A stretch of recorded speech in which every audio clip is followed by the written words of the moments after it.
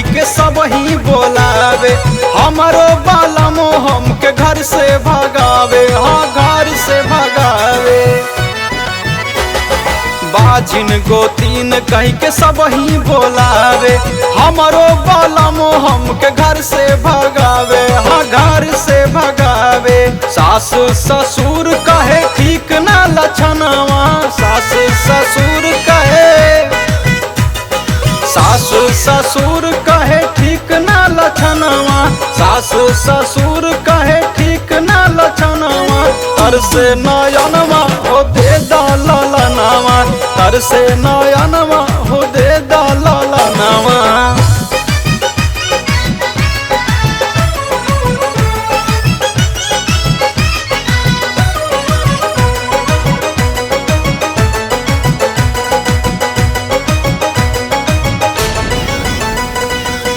देदा बाबा चाहे बेटा तू बिटिया, कामर उठाई हम गवाई हो गीतिया, गवाई हो गीतिया।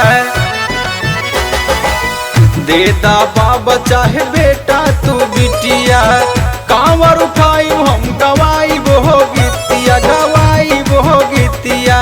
भैरव अंगाद बाबा करे पूजनवा, भैरव अंगाद बाबा, भैरव अंगाद बाबा करे बखनवा, भैरव अंगाद बाबा करे बखनवा। तर से नयनवा हो दे दललनवा, तर से नयनवा हो दे दललनवा, तर से नयनवा हो दे दललनवा।